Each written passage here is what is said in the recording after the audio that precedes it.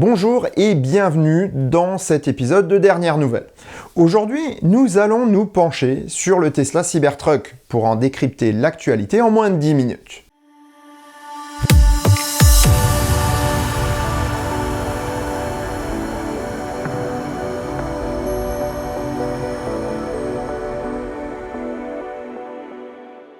Avant de commencer cette émission, je voulais vous remercier car vous êtes désormais plus de 33 000 à soutenir la chaîne. Un grand merci à toute la communauté. Ce sont vos partages et votre implication qui ont permis d'arriver à ce superbe résultat. Merci et je vous donne rendez-vous pour les 34 000 abonnés très bientôt. Dès ses débuts en 2019, le Cybertruck a stimulé l'imagination des fans de technologie. Si la forme du pick-up Tesla est très inhabituelle, elle permet des caractéristiques intéressantes en ce qui concerne la benne de chargement. On en sait plus depuis quelques jours avec la publication d'un brevet dédié à cette caractéristique. Toujours à la recherche de fonctionnalités plus pratiques, Tesla s'est rendu compte que la majorité des clients de pick-up cassent leur tirelire pour acquérir un tonneau cover. Cet accessoire permet de protéger le chargement des voleurs et des éléments. Plus ou moins bien adaptés aux véhicules, ces couvercles de benne ont une utilité limitée, laissant entrer eau et saleté sans pour autant protéger efficacement contre les malveillances. Le Cybertruck reçoit quant à lui un volet roulant renforcé, parfaitement ajusté aux dimensions de l'espace de chargement. Totalement amovible, il ne limite pas le chargement comme les autres tonneaux cover lorsqu'il est rétracté. En inox renforcé, il résiste au poids d'un homme et aux agressions potentielles. La forme si particulière du Cybertruck donne également du sens au niveau aérodynamique à ce volet qui lisse les flux d'air parasites. Aussi étrange que cela puisse paraître, couvrir la benne d'un pick-up traditionnel induit une surconsommation de carburant et une perte de performance. Dans le cas d'un véhicule électrique, c'est d'autant plus important. En effet, avec le décrochement de la cabine des anciens pick-up, un vortex se forme dans la benne et dévie le flux d'air. Fermer la benne supprime ce vortex, créant une dépression supplémentaire à l'arrière de la cabine, ce qui est préjudiciable à l'aérodynamique. L'aspect monolithique du Cybertruck supprime cet inconvénient et rend le volet extrêmement efficace aérodynamiquement. Cette silhouette en forme de toit a également donné l'idée d'équiper le véhicule de panneaux solaires. Cette idée a été évoquée très tôt dans l'histoire du Cybertruck et a donné lieu à de nombreuses rumeurs et calculs. J'avais moi-même fait le calcul pour déterminer l'efficacité du système dans une vidéo que je vous mets dans les fiches et en description. D'après le brevet, un nombre non dévoilé de cellules photovoltaïques sont intégrées aux lames du volet pour permettre de recharger la batterie. Combien de cellules pour quelle efficacité? Mystère. Elon Musk avait teasé 30 à 40 miles par jour, mais cela semble encore à ce jour optimiste. Le brevet annonce en tout cas que les cellules rechargeront la batterie lorsque le volet est fermé et qu'il présente sa face extérieure au soleil. À voir si cette caractéristique sera de série ou en option.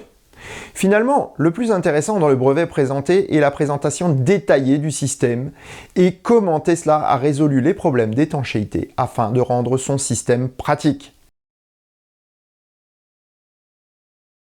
Tout le monde se souvient de Franz von Holzhausen et du fiasco de la présentation du Cybertruck.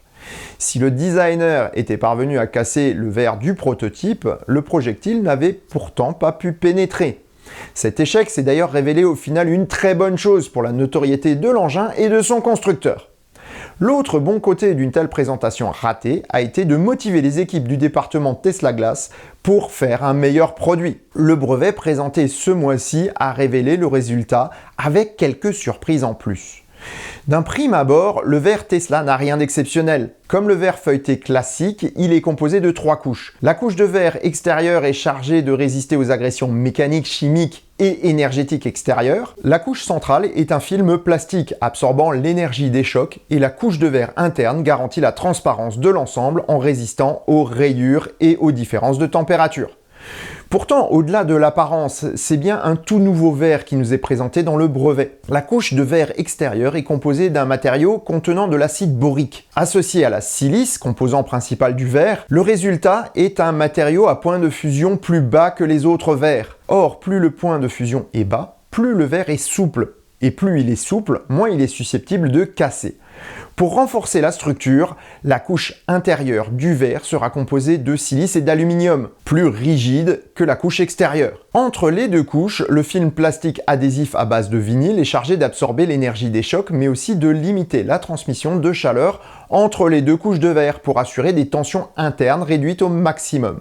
En plus de ce sandwich, le verre Tesla sera équipé d'une fine couche extérieure filtrant les rayonnements inopportuns tels que les UV. Si on ne sait pas comment ce revêtement sera appliqué, il sera présent sur toutes les vitres faites de Tesla Glass. En outre, il sera également un élément essentiel de la durabilité du matériau en résistant aux micro-rayures. Si le brevet révèle une partie de la technologie du matériau, il révèle en plus les usages auxquels il est destiné. Et là, on a la surprise de voir que le Tesla Glass ne sera pas seulement utilisé pour le Cybertruck, mais également pour toutes les autres voitures Tesla. Pare-brise, toit panoramique et lunettes arrière seront concernés par ce verre blindé et potentiellement certaines vitres latérales.